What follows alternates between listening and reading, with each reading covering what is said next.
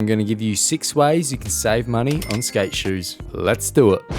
Number 1 is to find the best shoe for you. This is going to take a little bit of trial and error, but you just want to shop around, watch YouTube videos on what shoes people recommend, and just find the shoe that works best for you and also lasts the longest. Make sure you keep a note on what shoe you actually buy so you don't forget what it's called in case you happen to like the shoe. Tip number 2 is to buy multiple pairs of the same shoe that you like. In skateboarding, typically one shoe gets completely obliterated before the other one even gets a scratch. So if you buy multiple pairs of the exact same shoe, you can just switch out the broken shoe for a brand new shoe and continue wearing the other old shoe. And that way you can just switch out your shoes like they're bearings. And that way you go through less shoes. I know it sounds like a really desperate thing to do, but people don't even realize, so who cares? Tip number 3 is to buy non-abrasive grip tape. Non-abrasive grip tape is just rubber grip tape, so it's actually like impossible to tear holes in your foot from doing too many kickflips. The only downside is non-abrasive grip tape does cost a few extra dollars, but in the long run it could work in your benefit as long as you don't go through 20 boards a month.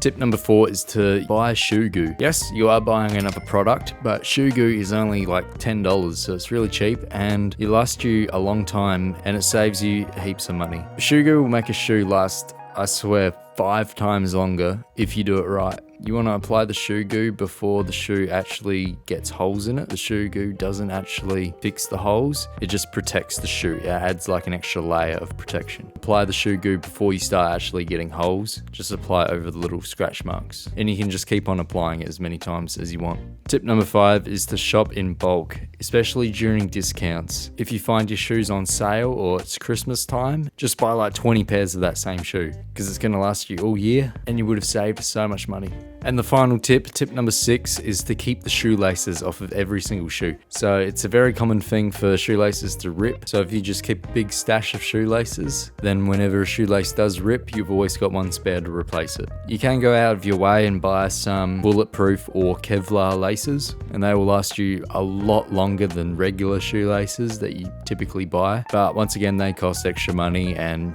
you don't need to do it when you can just keep a stash of shoelaces from your other shoes. And that is 6 ways that you can save money on skate shoes. Hopefully that helped you out. Thanks for watching and see you next time. Peace.